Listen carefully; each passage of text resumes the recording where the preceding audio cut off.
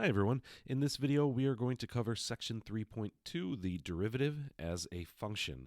In our last video on the derivative, 3.1, we get the definition of a derivative, and we're always focused on looking at the derivative at a specific point on a function. Right now, in this next section, we transition into what is the function that is the derivative of the starting function. So we're starting with a given function. It might be a quadratic or a linear. And what is its derivative? What does it look like as a function? First, in function notation with f of x's or f primes of x's. And then what does it look like if we graph that derivative function? So we have the same definition with f prime of x is the limit as h approaches 0, but f of x plus h minus f of x over h, leaving that x there instead of an a. That is what we're going to like the minor change here, so that we can then write our new function instead of at a specific point.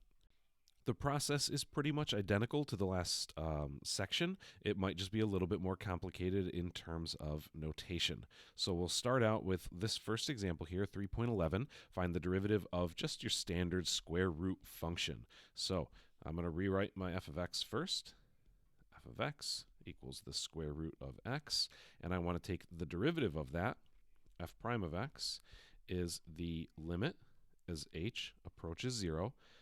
My big fraction bar, I'll rewrite the definition from up above. Minus f of x all over h. Now I'm going to substitute in my square root function. So when it says f of x plus h, let me highlight this first part. F of x plus h, I'm going to put x plus h into that square root function. So what that looks like, is the square root of x plus h, right? I put that all under the radical sign. And then where it says minus f of x, I'm just going to rewrite my function, because that's what the function is, put it all over h. Now that looks messy with the two square roots, but we're using the same procedure we did back in chapter 2. When I see those square roots, I'm going to use the conjugate to help me to simplify. So radical x plus h, and then plus radical x divided by the same thing. And this will help things to simplify very nicely. And what ends up happening is, let's see, let me rewrite my limit. H is going to 0. I'll rewrite my fraction bar. And the denominator, not much is happening. I'm just going to write my h and then that radical stuff in a parentheses plus radical x. There we go. Okay, so I didn't do anything in the denominator. I just stuck the two denominators together. All right, now let's do our multiplication up top. And when I multiply these first two terms, the square roots cancel out, leaving behind an x plus h. When I multiply these two terms, and let me draw that arrow again. And those two terms, we get a cancellation, a negative radical x plus h. I don't even want to write this down because it's ugly. And a positive radical x plus h. Those eliminate each other. And then negative radical x times positive radical x is minus regular old x, right? The square roots, again, cancel out. So that worked out nicely. No more square roots. That's, again, why we use the conjugate, because the square roots are gone in that, and that simplifies real nice, because up in the numerator, x minus x is also canceling out. So let me write this again. Limit h is going to 0. I'm left with an h up top, no more x's, and h times some stuff down in the bottom plus radical x. All right, so now what happens next? H's cancel. Boom, boom. Leaves me with a 1 there that I don't have to write down. Leaves me with a 1 up top that I do have to write down. So let me write that one more cleaner step. 1 over the square root of x plus h plus the square root of x. We're almost there. Long problem. And now I can take my limit. Now that all of that, the importance of all of that work was to get this h that I'm kind of sort of highlighting. Let me change to green. That h, to get that gone. right? I couldn't take the limit because I had the h in the denominator, which would have made my fraction undefined. Now it's gone, so now I evaluate my limit, substitute my 0 in for h, and let's see what happens. So let me rewrite my f prime of x again. F prime of x is equal to, I'm evaluating the limit, so I don't need to write that down anymore, 1 over radical x plus 0 plus radical x. Well, I can add those two things together. There's two of them, 1 over 2 radical x. That is my answer. And so what that is, that function is the derivative of f of x. This function represents the slope at any point on f of x. So now I can plug in a bunch of different numbers and get lots of slopes. That's the slope at any point on my original function. I want to show you one more example, but I'm not going to do all the work. This one I just took a screenshot right out of OpenStax, and let me zoom in on it a little bit, and I'll just kind of talk you through it, the process. Here my original function is x squared minus 2x, so here we have a quadratic equation, and all right, we're substituting in with our limit definition, and this part is the most chunky looking, right? There's lots of algebra here. This is x squared minus 2x, right? That's the original function, but for f of x plus h, this is x plus h squared minus 2 times x plus h. Then minus my f of x. Now here I'm expanding out the squared. I'm distributing the -2 and distributing the negative. Then we combine like terms. Things get a little bit simpler. Hey, each one of them has an h. I can factor it out. Those h's cancel. And then the last step is to evaluate the limit. That h goes to 0, and we're left with 2x minus 2. That 2x minus 2 is the derivative at any point on my function x squared minus 2x. Now, if you go ahead into section 3.3, we will have some more procedures on how we can find derivatives much more efficiently. The limit definition is how we're introduced to understanding what a derivative is. It's just a slope. Remember that. Derivative is a change in y over a change in x. It's just some complicated looking algebra. Okay, it is a slope. But starting in the next section, you'll see a lot of effective tools to take derivatives much more quickly rather than always having to use this limit definition, but you do need to know how to use it. Next, we'll talk about notation. Notation is just how we write things in math, right? So I've already said, we have our function notation, f of x, and when we take a derivative, we write that little apostrophe. We call it a prime, f prime of x. We can also, a lot of times in math, we use y equals for our equation of a line. Well, then we can write the derivative as y prime, right? That's not a big, huge change. Another slightly more formal way to write derivatives is, again, if I have my equation as y equals, well, then the derivative looks like this, looks a little fancy, dy over dx. And what that d represents, it's kind of, you can kind of think of is the d for derivative, but it's the change in y over the change in x, the derivative of y with respect to x. And we have this notation because, like, as you get further into calculus, especially Calc 3, well, we'll take derivatives with respect to different variables. You can have like x, y, and z all in one equation, and take the derivative of y with respect to x and the derivative of y with respect to z. So it gets a little bit more complicated in later calculus courses. And for now, we're just kind of introduced to that notation.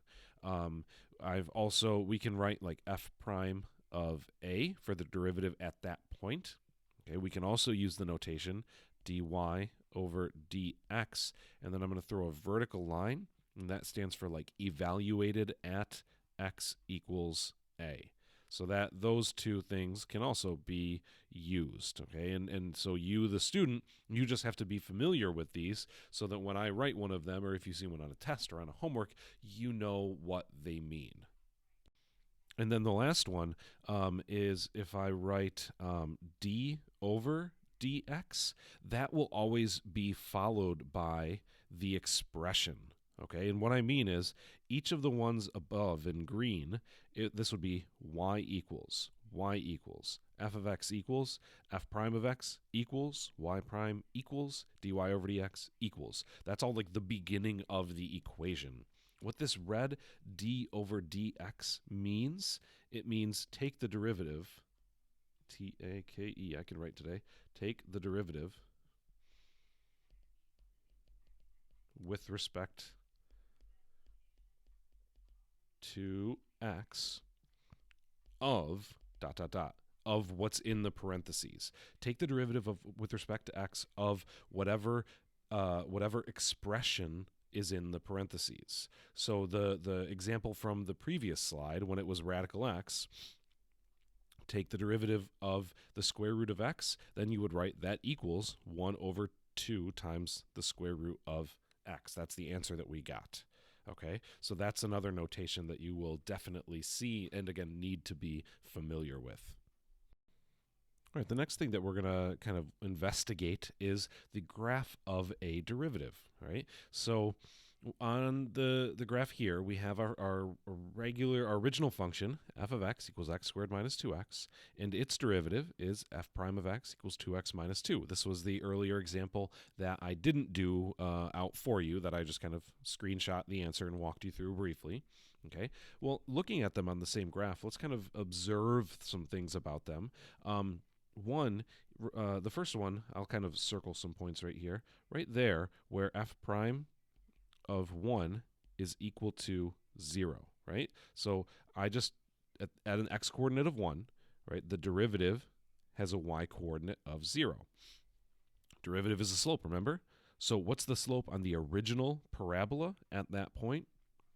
Well, right down here, see my red dot there, right down there, I have a slope of 0. There's a horizontal tangent line at the vertex of that parabola. The slope is 0. Okay, so that's why the derivative, the red or orangish line, the derivative at that point is 0. All right, as I move to the right of the x value of 1, what happens to the slope? Well, there's a positive slope. There's a positive slope. There's a positive, even steeper slope. That's even steeper, steeper, steeper. And so what we see is we get a bunch of positive slopes, and not only are they positive slopes, but they're increasing in value, okay? And that's why what we see in the graph of our derivative is positive numbers increasing in value, okay? And then what's really interesting, and again, sometimes maybe a little bit harder to see, as I move to the left of my x coordinate of 1, here I get, that's a slope that points downward. It's negative. That's a slope that points downward, but it's even steeper. Another slope points downward, steeper still, and as I go further to the left, we see the opposite thing happening, in that my slopes keep getting steeper, but they're all pointing downward, and that's why to the left of 1, we have negative slopes. My derivative function is negative, meaning below the below the y-axis, and it's getting lower and lower as the slopes on the original curve get steeper and steeper. And so let's try that with an example that doesn't have the derivative already sketched for you. So here, and this is just a sketch. I'm not going to expect you guys to be super duper perfectly accurate with these. These are just a sketch of what the function and the derivative of the function could look like. And where I start is always at these points where I have a horizontal tangent line. So my derivative is going to be in red, right? And what we see right there at what looks like 3, the derivative is 0. The tangent line is horizontal. Similarly, back here, I have a horizontal tangent line at what looks to be about -2. So I'll drop down that guy to 0. All right. So the question is, what happens between those two values, right? So let's start over at -2. As I move to the right, my slopes are positive, and they get a little bit steep. Not super steep, right? Here they kind of level off a little bit, and then eventually, right, as I go up here, my slopes are all still positive. Eventually, they go back to 0. So they get positive, they level off a little bit, and then go back to 0, right? This whole distance right here, my slope doesn't change too much, all right?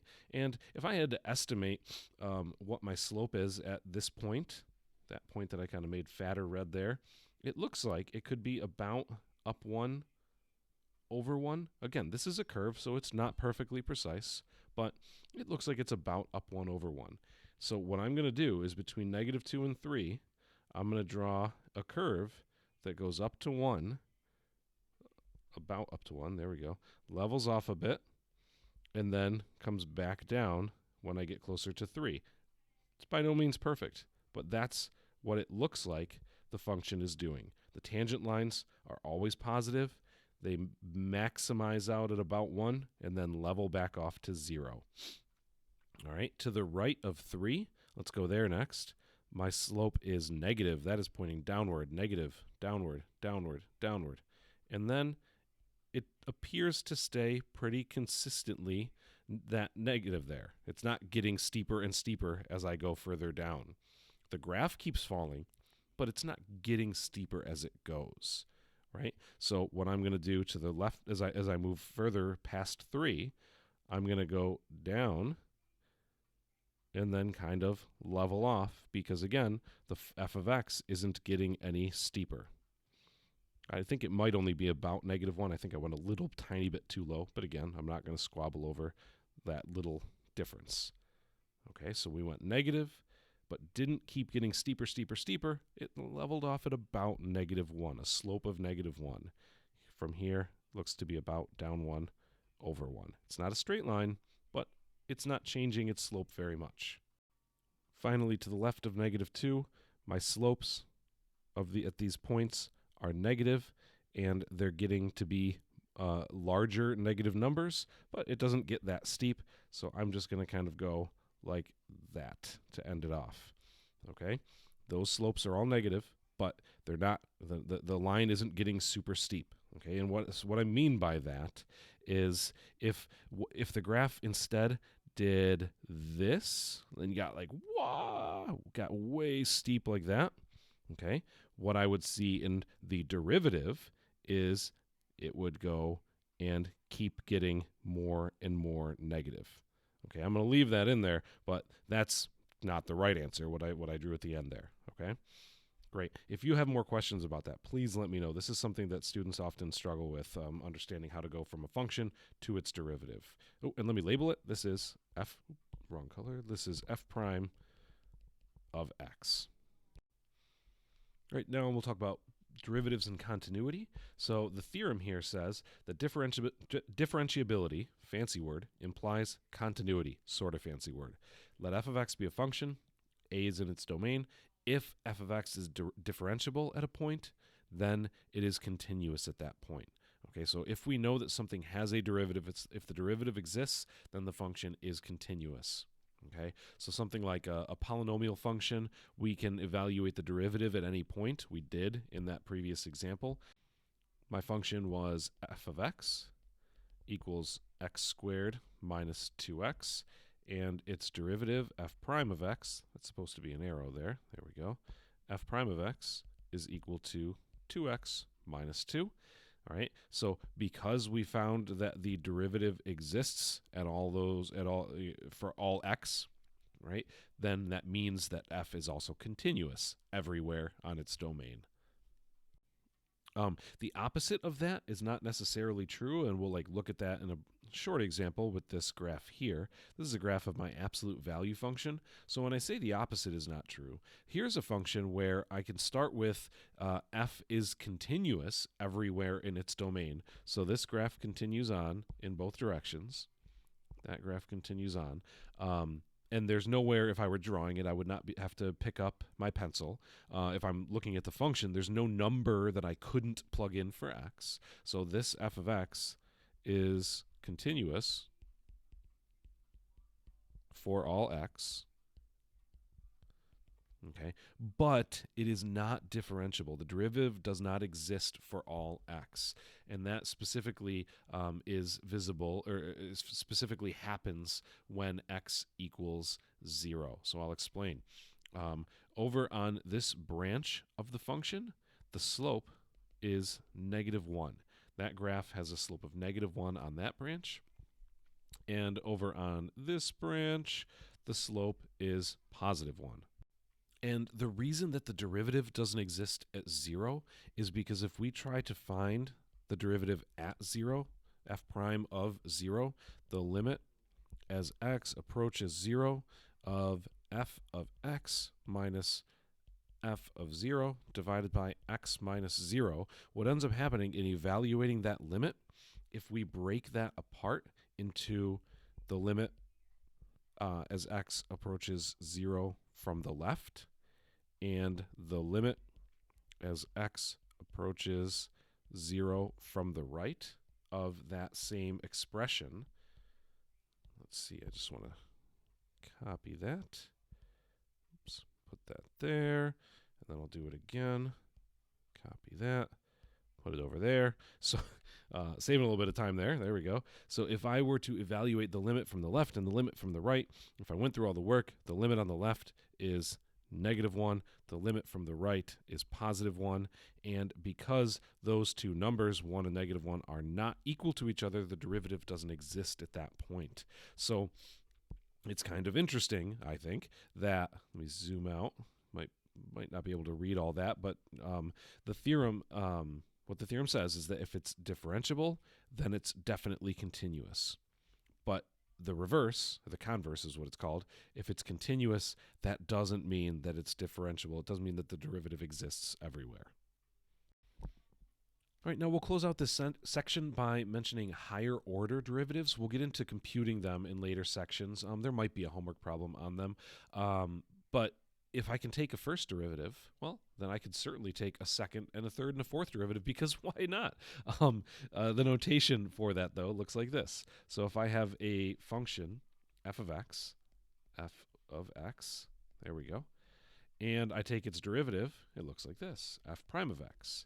If I take the derivative again, I'm going to put 2 apostrophes, f double prime. If I take the derivative again, I'm going to put 3 apostrophes, f triple prime. If I take the derivative a fourth time, you might think you know what to do. You'd be wrong. Once we go past 3, we don't just keep tacking on apostrophes. We're going to go parentheses 4. Okay, that means the fourth derivative. And then we would continue on in that manner. The fifth derivative would get a 5 in parentheses, et cetera, et cetera. And these higher order derivatives have different uses, and we'll get into applications of them as we move through this chapter. But they do have, it's not just math for the sake of math. They do have practical meaning and application. Okay, the notation with our y's, we could write y of x. Y is a function of x. Its derivative, y prime, or y double prime, or y triple prime, or y fourth derivative. So then we use our 4. That's 2 different ways of writing it. The last one, the most formal way, if I have my function just y, first derivative dy over dx. Second derivative, this looks much more complicated. Actually, let me show you how it's built. If I take the derivative with respect to x of dy over dx, okay, what ends up happening, how we push that together and simplify that into one expression or one notation, is these d's stack on top of each other and become d squared y, and then the dx and the dx is dx squared. All right, it looks weird. It's just it's the notation for higher order derivatives if we're writing with y's and dy over dx.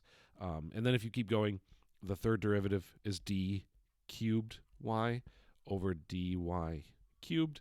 Fourth derivative, d to the fourth y over dy to the fourth. That's our fourth derivative.